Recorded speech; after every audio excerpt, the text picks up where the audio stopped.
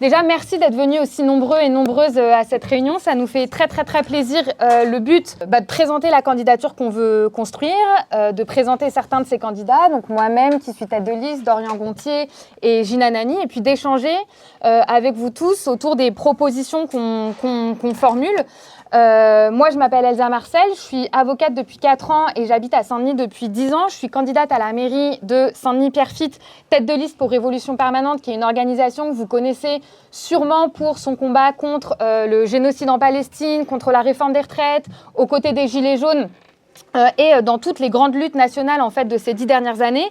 On se présente pour la première fois dans le cadre de ces élections municipales à Saint-Denis et Pierrefitte, mais c'est dans la continuité d'une activité militante régulière et ancienne, où on s'est investi dans beaucoup de luttes locales, à commencer par la grève de 45 jours des travailleurs du nettoyage de Honnête, où on est très heureux de pouvoir compter parmi nous Fofana et Oumou aujourd'hui, et de pouvoir participer et échanger avec eux à l'occasion de ce comité de campagne, mais aussi pendant un certain nombre de luttes, que ce soit celle effectivement des machinistes, des conducteurs de bus, des dépôts de Pleyel ou du barrage pendant la réforme des retraites de 2019, des nombreuses luttes qu'ont menées les étudiants de Paris 8, qui sont nombreux ici ce soir, qui est une fac importante de Saint-Denis, notamment contre l'augmentation de l'inscription des frais pour les étudiants étrangers et aussi pour la régularisation des étudiants sans papier, dont on peut compter un certain nombre parmi nous ce soir, et on en est aussi très fiers, on y reviendra, mais aussi tout un tas de luttes, je le disais, dans les lycées et ailleurs, et puis bien sûr la campagne pour les élections législatives qu'on a menée avec Anas en 2024, où j'étais sa suppléante. Et c'est la raison pour laquelle, dans la continuité de ce travail politique, on veut présenter une liste composée de travailleurs, de travailleuses qui habitent la ville, d'étudiants, de jeunes, pas de politiciens qui veulent faire carrière, mais de personnes qui vivent directement les conséquences des politiques austéritaires de Mathieu Hanotin. À Saint-Denis et Pierrefitte, on pense que défendre ces perspectives, ça a un sens particulier. C'est la deuxième ville la plus importante d'Île-de-France. C'est une des villes les plus ouvrières, populaires et jeunes du pays. C'est une ville qu'il faut arracher aux politiciens professionnels pour la rendre aux habitants qui la font tourner. Aujourd'hui, la situation, elle est dramatique. Et effectivement, on est face au bilan d'une politique macroniste menée sous une étiquette rose. Et ça, c'est le bilan de Mathieu Hanotin, qui a dégradé les conditions de travail de la totalité des agents municipaux qui n'en peuvent plus, qui a creusé les inégalités sociales de la ville comme jamais. On est dans une ville où il y a un tiers de la population qui vit sous le seuil de pauvreté, et c'est plus encore à Pierrefitte. Pourtant, ces dernières années, le maire a concentré ses efforts sur le fait d'accélérer radicalement la gentrification de la ville pour l'offrir aux riches et au patronat. Le logement, il est particulièrement symptomatique de cette dynamique dans la ville, puisque, je le disais, c'est une ville où le taux de pauvreté n'a cessé d'augmenter, mais pourtant les loyers aussi, au cours des 10 dernières années. Et c'est d'autant plus grave que pendant les Jeux Olympiques, donc de l'été 2024, il y a plus de 3 milliards d'euros qui ont été investis, alors qu'on peut compter seulement quelques dizaines de milliers d'euros au cours des dernières années dans les quartiers les plus pauvres de Saint-Denis. Mathieu Hanotin, il voulait faire de l'accueil des JO, et là je le cite, une démonstration que la banlieue, ce n'est pas qu'un boulet pour la République. Donc en fait, si on comprend bien ce qu'il explique, c'est que la manière pour faire en sorte que Saint-Denis ne soit plus un boulet pour la République ou une ville repoussoir, c'est un synonyme qu'il utilise aussi, il faut que ce soit un parc hôtelier pour les touristes et les riches. C'est la raison pour laquelle il construit une tour Pleyel et il en fait un hôtel de luxe 4 étoiles, alors que ça ne correspond en rien aux besoins de la population.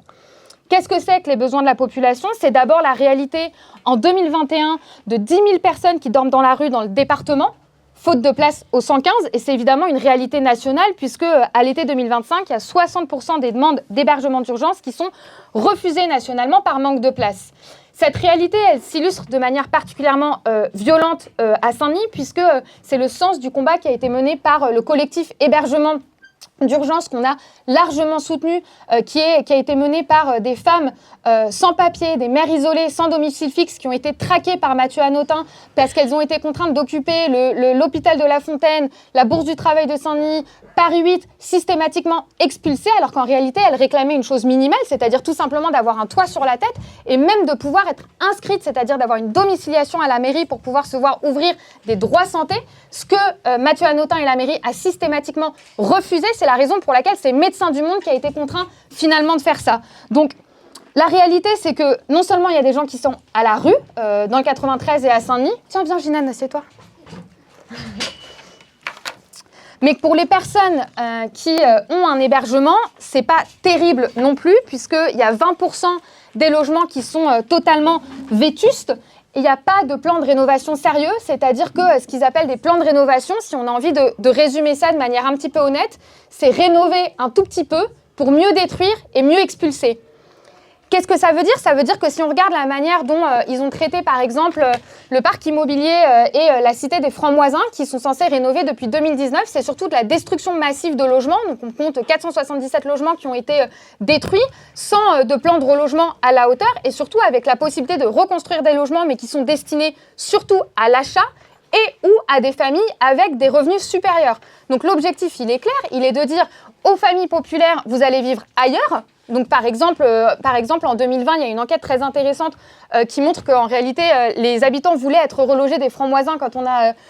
Bonjour Oumou, salut.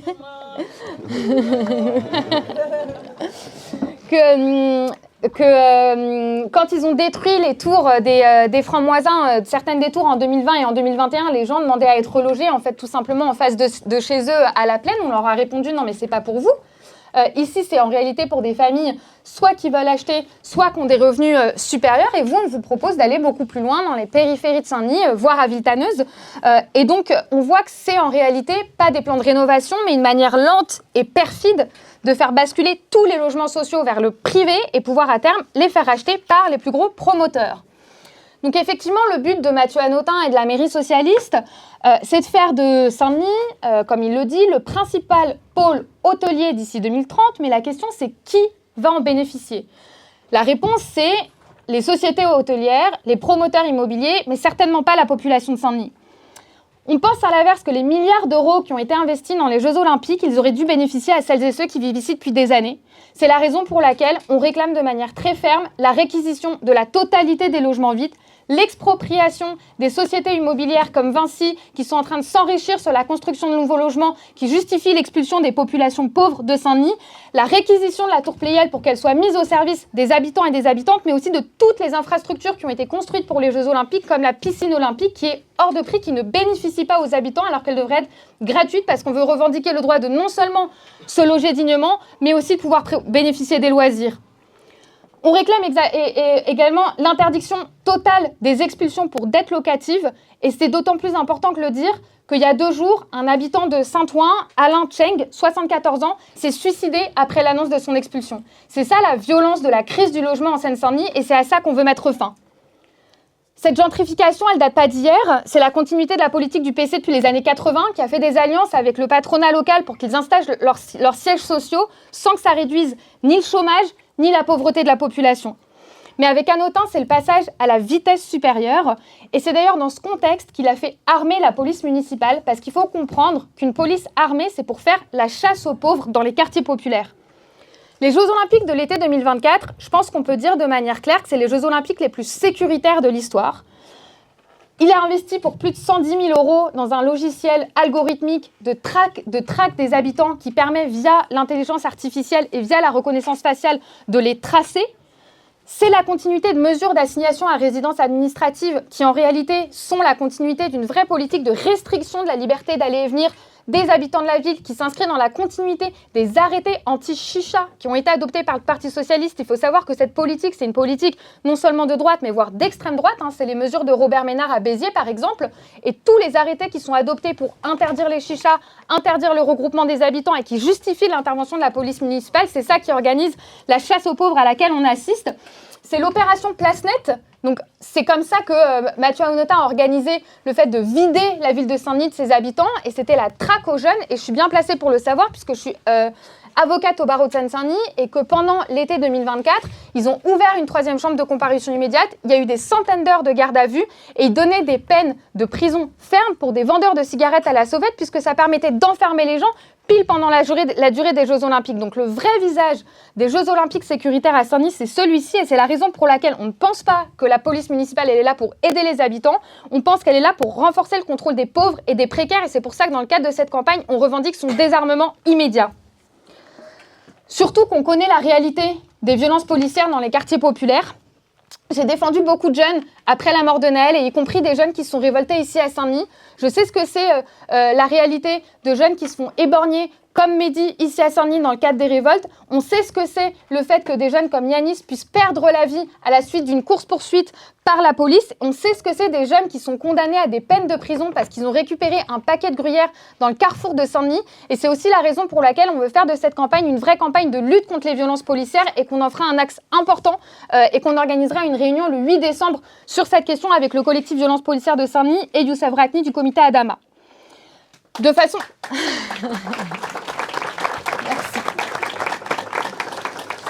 De façon plus générale, on revendique un investissement massif dans les services publics, des services publics qui devraient être sous le contrôle des travailleurs et des usagers. On se battra pour des transports gratuits. Gina Nani, qui est enseignante à Saint-Denis, pourra vous en parler. Mais ce qu'on voudrait dire aussi, c'est que pour répondre aux besoins d'une ville comme Saint-Denis et Pierrefitte, on pense qu'il faut refuser de gérer l'austérité et s'attaquer au profit du patronat. On pense qu'on doit construire une candidature qui se mette au service des luttes des travailleurs et des classes populaires en défendant un programme profondément anticapitaliste.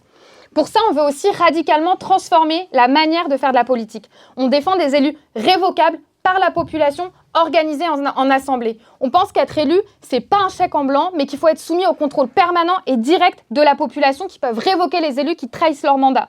On pense qu'il faut que les élus et les maires ne soient pas payés 6 000 €, mais soient payés comme un salaire d'ouvriers à hauteur de la population qu'ils sont censés représenter. Et on veut que tous ceux qui vivent ici puissent voter ici à partir de 16 ans et sans condition de nationalité.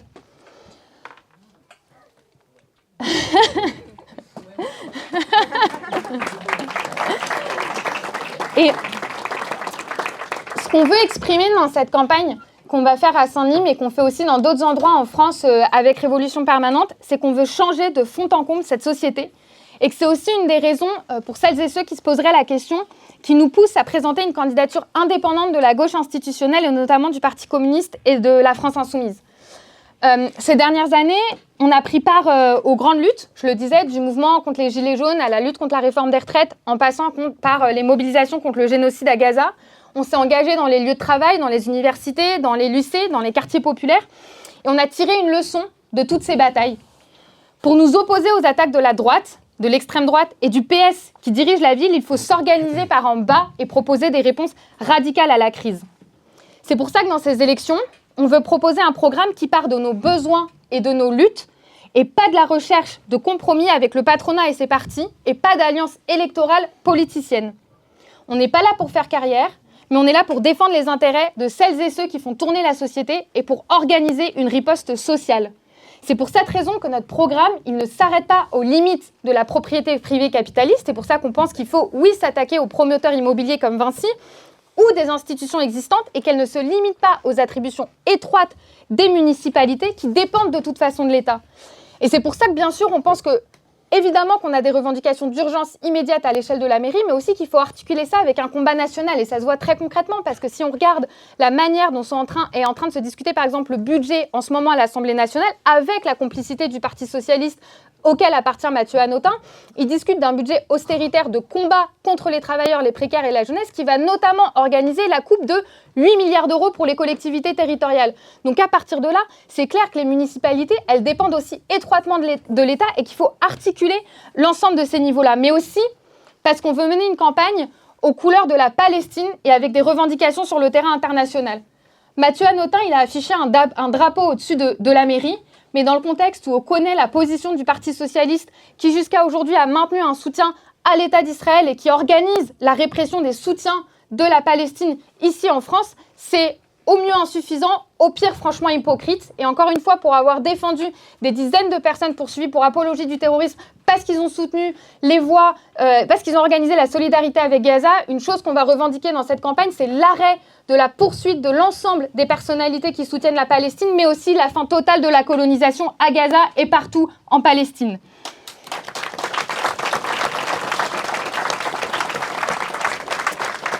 C'est pour ça que ce qu'on voudrait discuter aussi et expliquer le sens de cette candidature, et j'en aurai terminé, c'est que on partage beaucoup de combats avec notamment la France insoumise. On se retrouve régulièrement sur des piquets de grève ou des manifestations, mais qu'on a une autre logique programmatique et stratégique qu'on voudrait exprimer aussi, et que de notre point de vue, le problème, c'est qu'à force de ne pas aller au bout de la lutte contre le système capitaliste, ils finissent par avoir un programme qui se limite à gérer l'existant, la pénurie et la misère.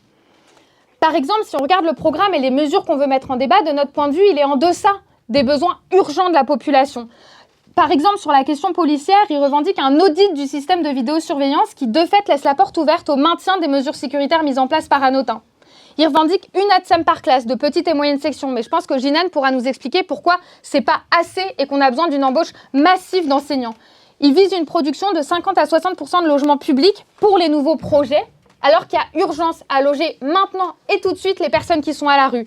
Et enfin, il revendique par exemple des pétitions numériques inscrites à l'ordre du jour du conseil municipal si elles dépassent un certain seuil, alors qu'on pense qu'il faudrait réunir régulièrement des assemblées générales d'habitants qui puissent avoir un pouvoir de révocation direct à l'encontre des élus. C'est pour ça que non seulement on pense qu'il y a besoin de mesures plus radicales, mais aussi qu'il faut une vraie rupture anticapitaliste, car dans cette ville, on sort de décennies de gestion par la gauche qui a elle-même provoqué l'élection de Mathieu Hanotin. Le PC et Bali ont géré les affaires de la ville main dans la main pendant 20 ans. Et c'est pour ça que nous, notre problème, quand on discute, c'est pas l'étiquette ou les logos, c'est le programme et la méthode qu'on défend pour obtenir des choses et arracher des acquis. De notre côté, on a un autre programme, une autre méthode, pas celle des promesses électorales, mais l'objectif de faire élire des élus au service des luttes qui défendront l'intérêt des travailleurs et des travailleuses, qui font tourner la société. Et c'est pour ça qu'on vous invite à militer massivement cette campagne à nos côtés.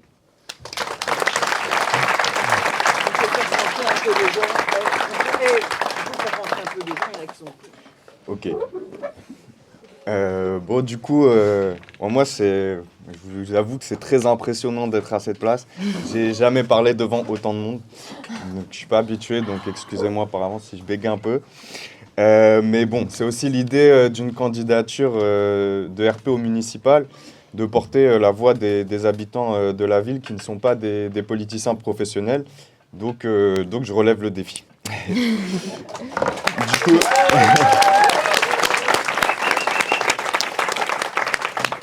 Du coup, moi, je m'appelle Dorian. J'ai grandi dans ce qu'on appelle un quartier populaire à Massy, de l'autre côté du RER B. Mais ça fait 10 ans que j'habite ici. Et j'ai toujours travaillé avec les jeunes de la ville, que ce soit en animation, à Cazares-Douaneau ou en collège à Garcien-Lorca. Et là, ça fait 5 ans que je suis éducateur spécialisé à Saint-Denis, du coup, en centre-ville, dans un foyer en protection de l'enfance, donc de l'aide sociale à l'enfance. Et sinon, je me mobilise pas mal dans le mouvement social depuis 2016, avec la loi travail, et puis il y a eu les gilets jaunes, il y a eu le mouvement contre la loi immigration, et tout un tas de mouvements. Et j'ai commencé à m'intéresser à RP au moment où Anas était venu présenter sa candidature au Franc-Moisin lors des municipales, et c'est vrai qu'il avait réussi à bien m'accrocher. Donc voilà.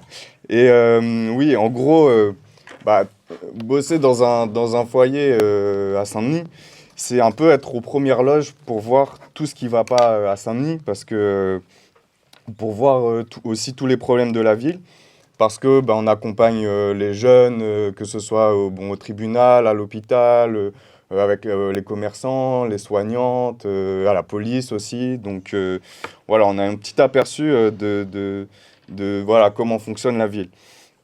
Et du coup, c'est aussi être aux premières loges des dégâts que cause la casse du service public et en particulier du soin et du social. Et voilà, évidemment, c'est les jeunes qui en payent le prix en premier lieu. On a tous en tête, je pense, un certain nombre de scandales qu'il y a pu avoir dans les foyers départementaux, notamment liés à la prostitution, aux addictions, etc. On pense aussi au tri raciste toujours plus fort des mineurs étrangers qui peuvent du coup se retrouver très facilement à la rue. Et bon, tout ça se passe dans mon secteur, la protection de l'enfance, mais je sais très bien que je connais des gens qui travaillent en crèche, dans les hôpitaux, en EHPAD, et c'est la même logique. Et en fait, c'est la violence aussi de la privatisation qui avance et toujours plus pour nous. Et c'est tout simplement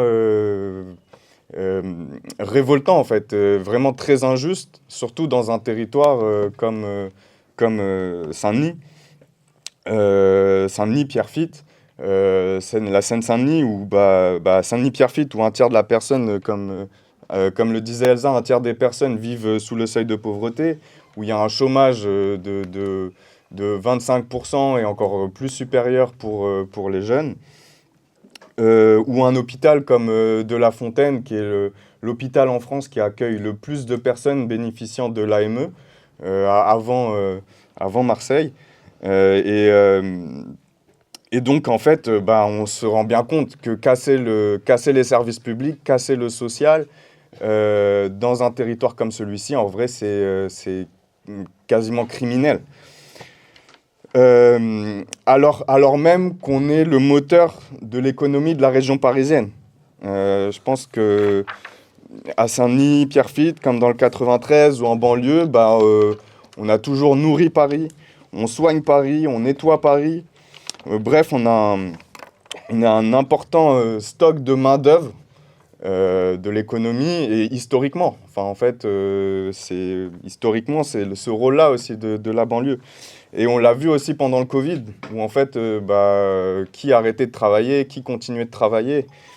Et même si la désindustrialisation a laissé un chômage massif, comme disait Elsa, le PCF a répondu à ce chômage en favorisant des grandes entreprises comme Orange, comme Veolia, mais qui sont installées sur le territoire de la Plaine, vu que les industries reculaient, mais qui n'ont pas employé de Dionysiens. Voilà, et aussi dans ce territoire, c'est aussi scandaleux parce que souvent on est issu de l'immigration et aussi de l'immigration coloniale. Et que nos parents aussi ont été moteurs de l'économie française. Mon père qui est ici présent, il est venu de La Réunion pour travailler 40 ans comme facteur à la Poste. Mes parents, ils sont restés 40 ans à la Poste. Pour tout remerciement, ils ont eu des maladies professionnelles et des accidents du travail qu'ils ont dû batailler pour faire reconnaître. Mais voilà, mes parents, ils ont le droit de vote. Parce qu'il se trouve que La Réunion est encore une colonie française, mais ce n'est pas le cas de la majorité des immigrés. Et en fait, il y a un racisme d'État qui est très utile aux grands patrons, parce qu'il permet qu'on continue justement à être le moteur de l'économie, tout en permettant de rejeter la faute de la crise économique sur la faute sur les Noirs et les Arabes, de permettre qu'on ne se soucie pas du chômage de masse parce que ça touche nos quartiers, tout en permettant de continuer à exploiter nos différents pays d'origine à travers le monde. Et aussi à forcer les immigrés à occuper ce qu'ils appellent des métiers en tension, c'est-à-dire tous les métiers qu'on ne peut pas délocaliser en fait. C'est-à-dire la restauration, la logistique, etc., qui sont en même temps des métiers très durs. Donc, je pense par exemple aux personnes dites sans papier sur les chantiers des Jeux Olympiques, qui ont parfois laissé leur vie, comme Amara Djoumassi. Et un autre truc qui me frappe dans cette réalité-là, c'est qu'à Saint-Denis-Pierrefitte, la majorité des gens, ils ne peuvent pas voter. Et effectivement, un étudiant Erasmus allemand qui vient là, par exemple, pour 6 mois, il pourra voter au municipal, et c'est très bien. Je pense qu'il y a aussi, on pense aussi à, je sais pas, une mère de famille qui est là depuis des décennies, qui a vu ses enfants, ses petits-enfants, et qui ne peut pas voter à cause de son titre de séjour, de sa nationalité, etc. Alors, du coup, elle a le droit de travailler, elle a le droit de cotiser, de payer des impôts, elle a le droit de financer le pays, mais elle n'a pas le droit de donner son avis sur l'endroit où elle vit et comment l'organiser. Pour vous donner une petite idée, en 2020, sur 150 000 habitants de Saint-Denis-Pierrefitte, il y avait 58 000 personnes inscrites sur les listes, donc capables pour voter, et seulement 19 000 votants. Donc en fait, à Notin, il a été élu avec 8 600 voix. Je ne sais pas si on se rend compte, mais Michel Fourcade avec 1 800 voix, mais c'est rien du tout. C'est vraiment rien du tout. Et c'est aussi lié au fait que à Saint-Denis-Pierrefitte, effectivement, il y a plus de 140 nationalités. C'est une des villes en France où il y a le plus d'immigrés, environ 38%. Mais pour nous, c'est une fierté, contrairement à Mathieu Notin.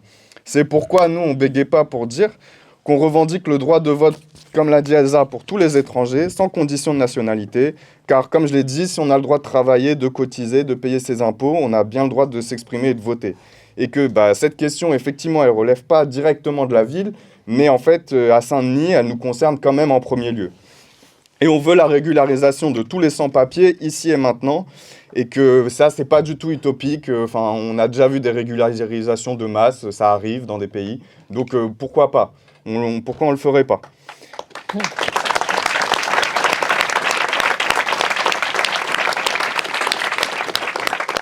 Et j'ai une pensée particulière pour nos camarades du comité des étudiants étrangers de Paris 8, nos camarades des CSP, de la Marche des Solidarités, des mineurs de Belleville, avec qui on est aussi souvent dans les luttes, et aussi à Nader Ayash qui poursuit actuellement une grève de la faim après avoir reçu sa 2e OQTF, et on lui envoie toute notre force.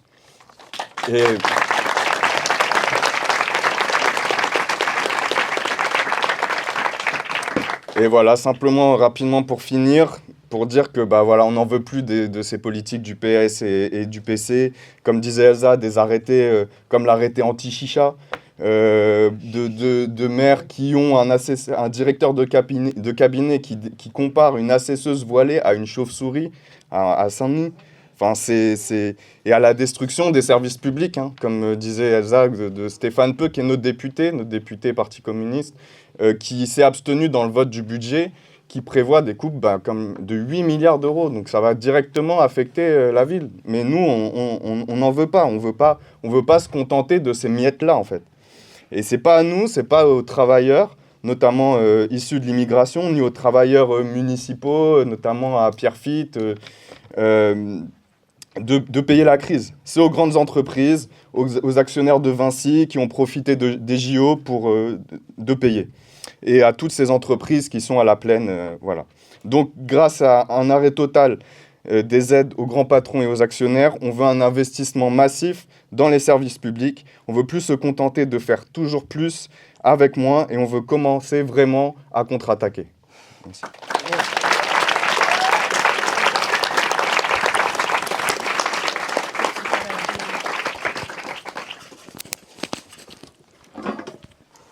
Bonsoir. Moi, c'est Ginane, je suis enseignante ici à Saint-Denis au lycée professionnel Bartholdi.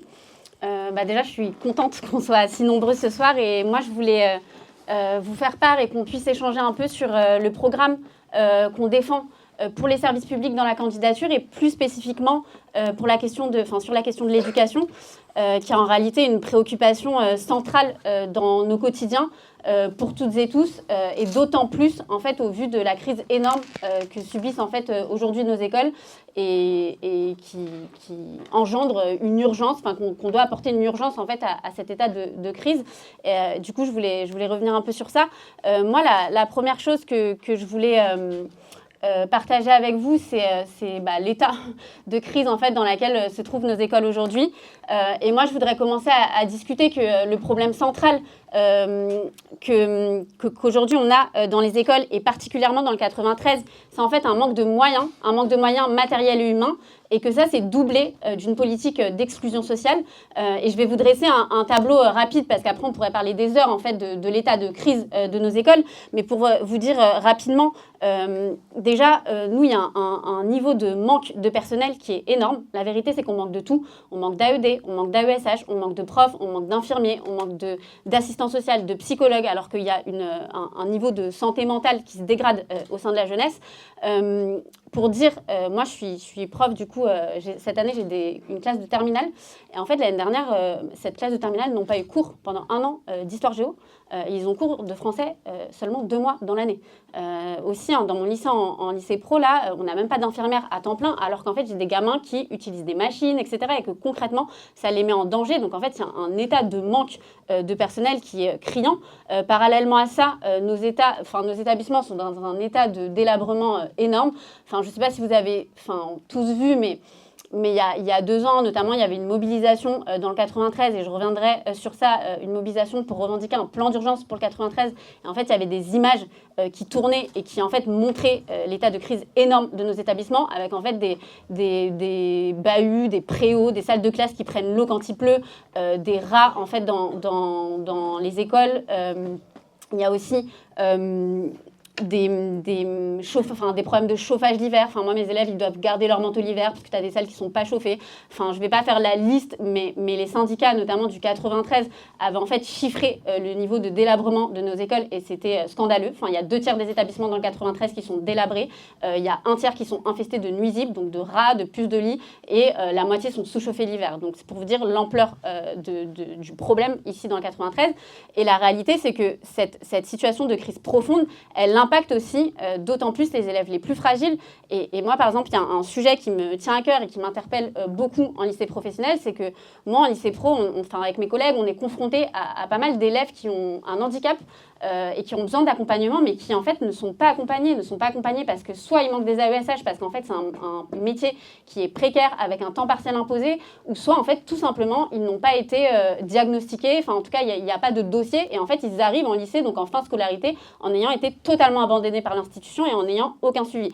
Et ça c'est une réalité qui est dramatique et voilà, une crise qui touche les élèves et la jeunesse la plus fragile. Cette situation de crise que je dépeins là, c'est la conséquence de la casse de l'éducation publique, mais c'est aussi l'expression d'une école à 2 vitesses et en fait de la ségrégation sociale et raciste qui est produite par l'école et dont on voit les conséquences dans un territoire comme Saint-Denis. Pour donner quelques chiffres, par exemple, les établissements de zone d'éducation prioritaire, que nous on appelle les établissements REP de Paris, sont par exemple mieux dotés que les établissements de zone d'éducation prioritaire du 93, et à tel point que l'établissement REP de Paris le plus sous-doté a quand même plus de moyens que l'établissement REP le mieux doté du 93. Donc ça montre vraiment l'inégalité aussi et l'aspect ségrégation sociale. Et pour dire, dans le 93, moi je prenais l'exemple de mes élèves de terminale, mais la réalité c'est qu'en moyenne, un élève à la fin de sa scolarité dans le 93, il a perdu 1 an de cours. 1 an de cours il a perdu parce qu'en fait les profs ne sont pas remplacés et qu'il y a un manque de personnel. Donc ça, c'est la réalité en fait, de l'éducation que reçoivent les enfants de Saint-Denis, de Pierrefitte et plus généralement des quartiers populaires.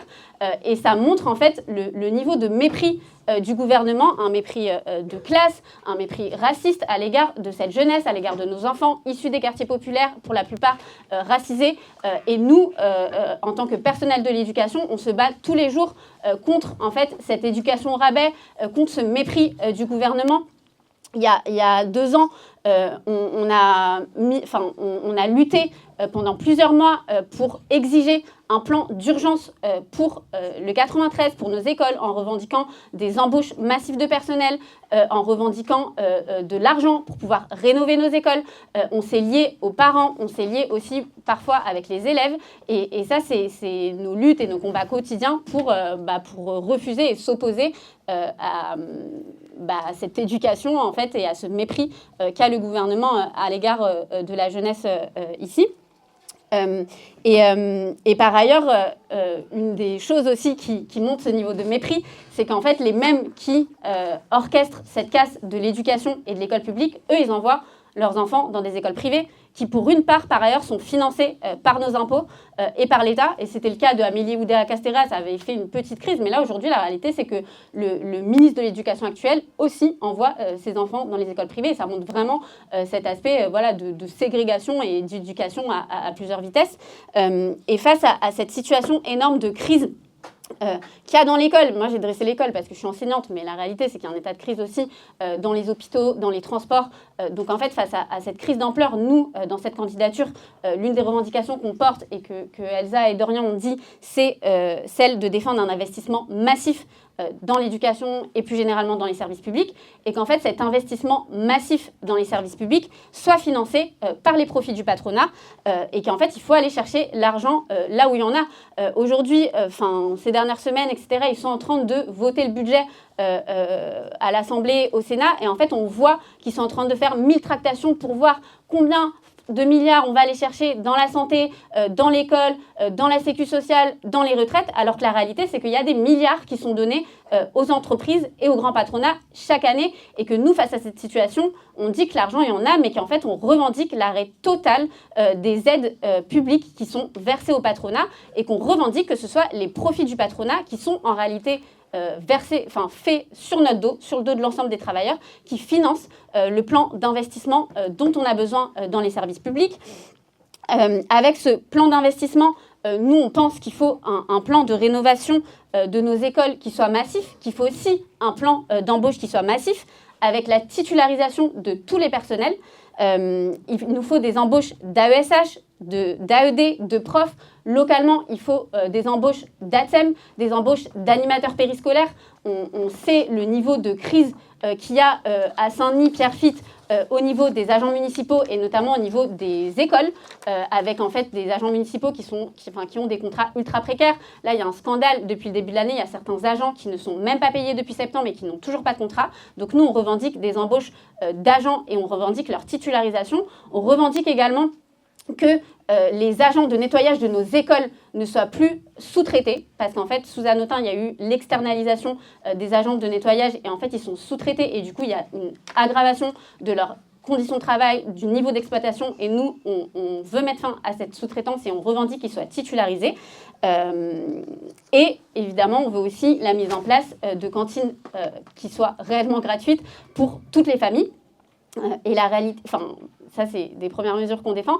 Et on pense que cet investissement massif dans les services publics, et là, en l'occurrence, dans l'éducation, c'est un préalable aussi pour mettre en place d'autres mesures dont nous, on a besoin dans l'éducation pour enseigner et pour que nos élèves étudient dans des conditions qui soient correctes. Par exemple, on est la seule liste qui défend le fait qu'on ne veut pas plus de 15 enfants par classe, parce que la réalité, c'est qu'on a normalisé le fait qu'on ait 30 à 35 élèves par classe, alors que la réalité, c'est impossible de donner un enseignement de qualité et qui s'adresse à tous avec autant d'élèves. Moi, par exemple, je suis en lycée professionnel, donc j'ai encore la chance, entre guillemets, mais ils sont en train de nous sucrer ça, qu'on ait le dédoublement par classe. Donc moi, je vois la différence quand j'ai 12 élèves ou quand j'en ai, par ailleurs, moi, c'est plafonné à 26, mais non, ils montent jusqu'à 28, 29, mais ça n'a rien à voir. Et cette revendication de 15 élèves par classe, c'est vraiment le minimum pour pouvoir donner une éducation convenable à nos élèves. Et enfin, la dernière mesure sur la question des services publics, on a dit l'investissement financé par le patronat, mais moi, une mesure qui me paraît primordiale, c'est que nous, on défend avec Révolution Permanente le fait que l'ensemble des services publics, donc que ce soit la santé, l'éducation, les transports, soient sous contrôle des travailleurs et des usagers. Elsa, elle évoquait un peu les transports. Aujourd'hui, en fait, face aux politiques d'enclavement qui sont menées à l'échelle locale, comme avec Hanotin ici, qui en fait a coupé les dessertes de bus vers le centre-ville pour empêcher la population des quartiers de venir en centre-ville, face en fait à l'ouverture à la concurrence, à la SNCF, à la RATP, qui dégrade les conditions de travail et les conditions de transport des usagers, on pense qu'il y a une urgence à ce que le service public des transports soit en fait sous contrôle des travailleurs et des usagers, qu'il soit sous contrôle des travailleurs et des usagers pour défendre la gratuité totale des transports, que ça c'est une mesure que nous on met en avant et qui nous paraît centrale et qui nous différencie aussi des mesures de la gauche institutionnelle. Et on pense aussi que ce contrôle qu'on doit avoir, par exemple sur les transports, ça doit nous permettre de mettre en place un plan de transport qui soit adapté en fait réellement aux besoins de la population, aux besoins des travailleurs, aux besoins des jeunes, aux besoins des habitants qui prennent les transports en commun tous les jours. Et du côté de l'éducation, moi en tant que prof, j'ai pas envie que en fait, ce soit des technocrates qui décident pour l'avenir de nos élèves et de nos enfants, surtout en fait quand on voit le niveau de mépris que j'évoquais précédemment et le projet en fait qu'ils ont pour leur vie et pour leur avenir. Et dans ces coordonnées, je veux que ce soit en fait nous, les personnes qui connaissons les conditions de travail, les personnes qui connaissons les besoins des enfants, donc en fait les personnels de l'éducation en lien avec les parents qui en fait devront décider de quelle éducation on veut donner à nos élèves, on veut donner à nos enfants, et qu'on doit décider ensemble de ces éléments-là.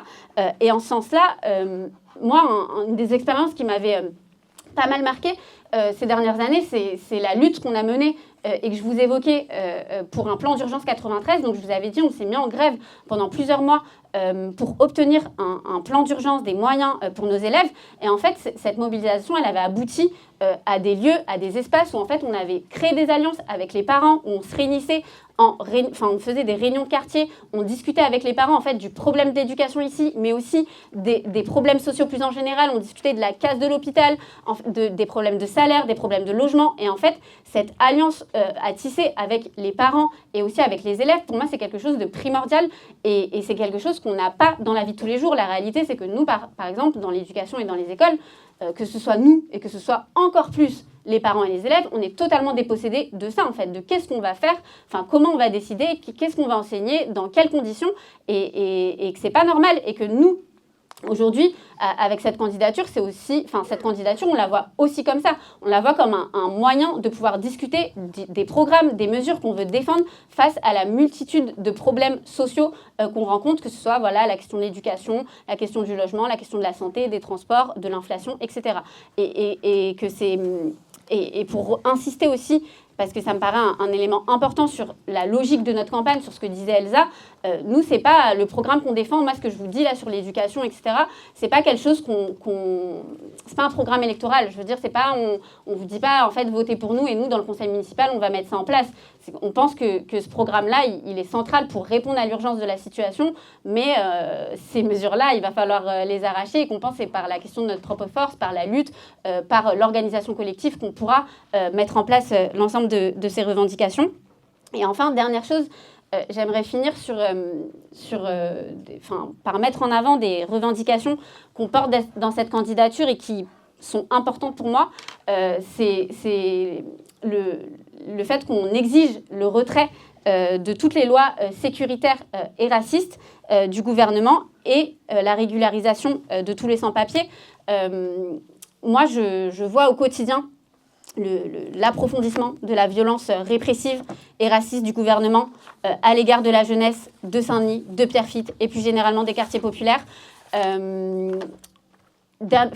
derniers mois, dans l'éducation, on a vu un approfondissement du harcèlement islamophobe à l'égard des jeunes filles musulmanes ou assimilées comme telles depuis l'interdiction de l'abaya. Ces derniers mois, il y a quelques mois, il y a une circulaire qui a été mise en place qui permet la généralisation des fouilles policières devant les établissements, alors que nos élèves ils subissent déjà un harcèlement policier quotidien. Là, dans la salle, il y a des profs qui sont ici, qui étaient en grève par ailleurs ce matin à Gonesse, parce qu'en fait, il y a eu pour une deuxième fois, ou même une troisième fois, je ne sais plus, mais des fouilles policières devant leurs établissements. Donc, ils se sont mis en grève à nouveau pour protester contre ça.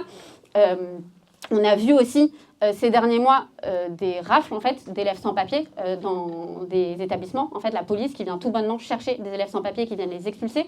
Nous, dans un département comme le 93 où il y a beaucoup en fait, d'enfants qui n'ont pas de papier, comme le disait Dorian, on voit à quel point l'ensemble des mesures racistes du gouvernement compliquent la vie de nos élèves et de leurs familles, où en fait ça devient de plus en plus compliqué de pouvoir obtenir une régularisation, un titre de séjour.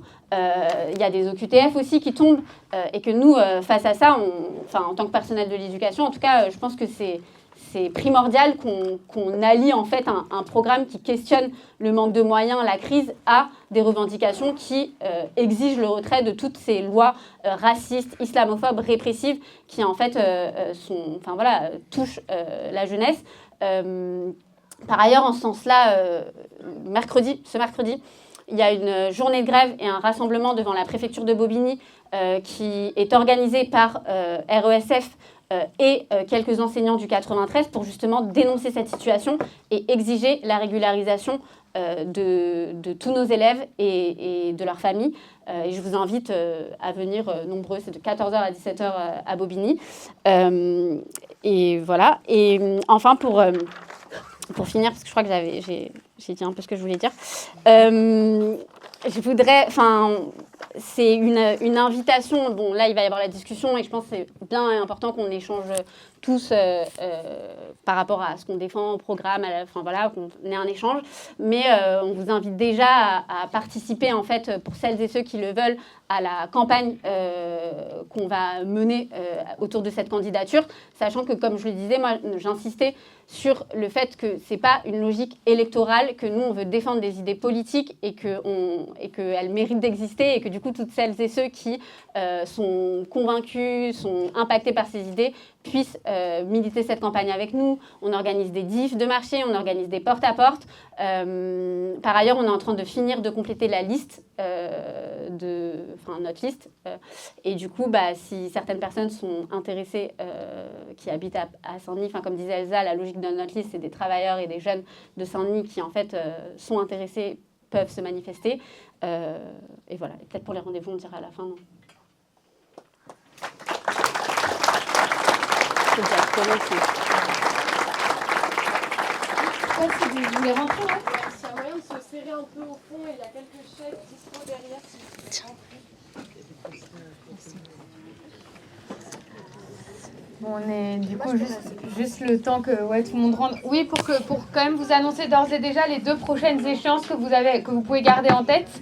Le 8 décembre prochain, donc on va faire une réunion sur la question des violences policières avec le collectif des violences policières de Saint-Denis et Youssef Brakni pour discuter de tout ce que j'ai évoqué.